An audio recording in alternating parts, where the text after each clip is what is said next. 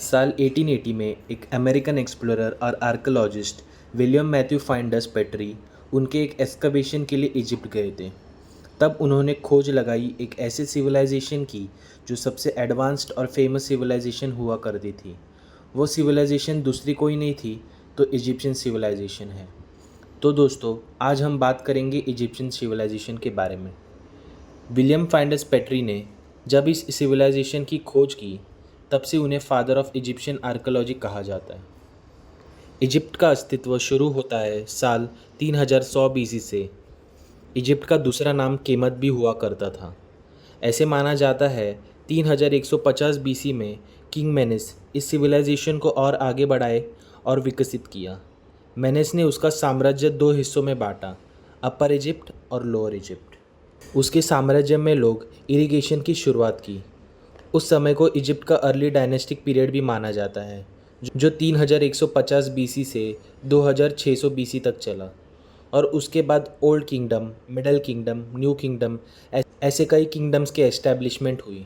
Ancient Egypt अपने peak पे तब था जब न्यू किंगडम का दौर चल रहा था, और उसी के बाद इजिप्शियन सिविलाइजेशन कमज़ोर पड़ने लगे।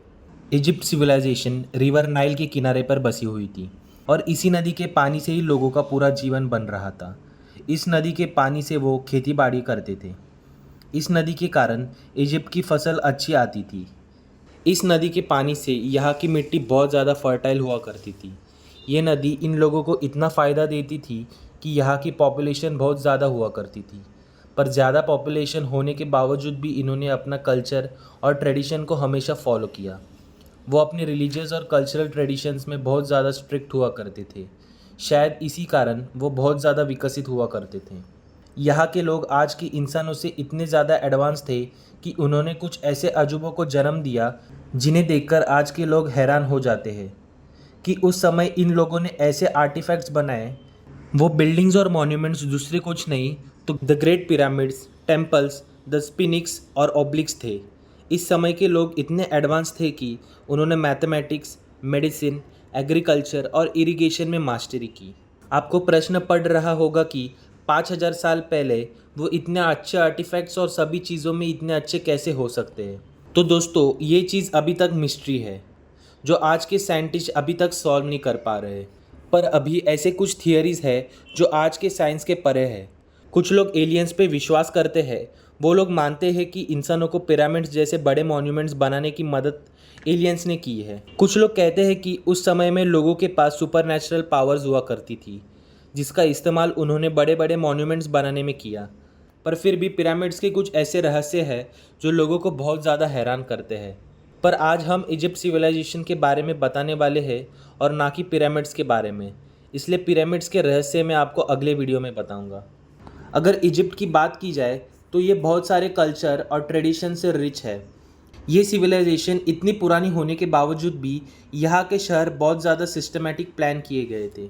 यहाँ sewage water plan, agriculture, irrigation, water management और सोशल लाइफस्टाइल बहुत ज़्यादा विकसित थी। यहाँ के लोग पीसफुली जिया करते थे। आर्कोलॉजिस्ट को ये पता चला कि जब इजिप्शियन सिविलाइजेशन का दौर चल रहा था तब उस समय बैटल्स और वॉर के कोई रिकॉर्ड्स नहीं हैं। इतने विकसित सिविलाइजेशन में बहुत सारे इन्वेंशन हुए। उनमें से एक इन्वेंशन है ग्लास टेक्नोलॉजी की। जी हाँ दोस्तों, सबसे पहले कांच की खोज इजिप्ट के लोगों ने ही की।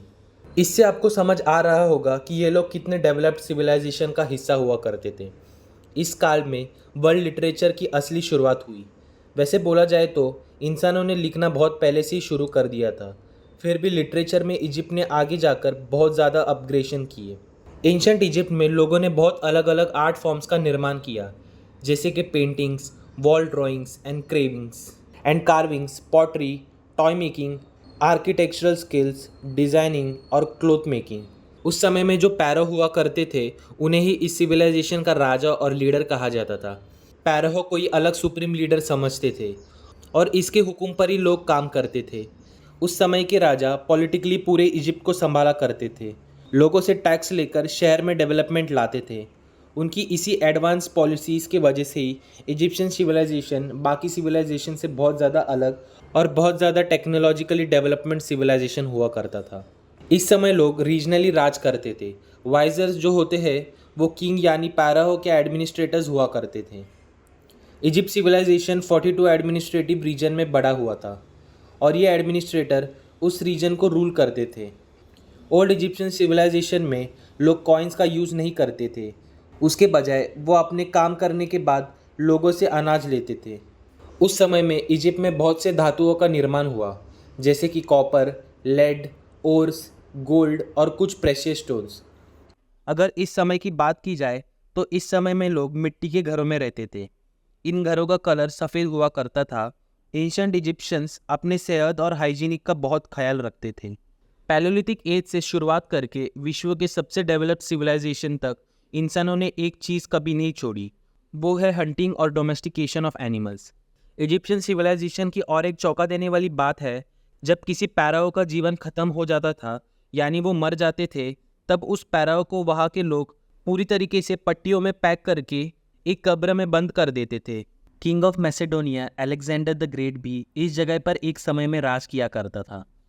उसका साम्राज्य भी इतना बड़ा था कि वो यूरोप से शुरू होकर इजिप्ट तक जाता था।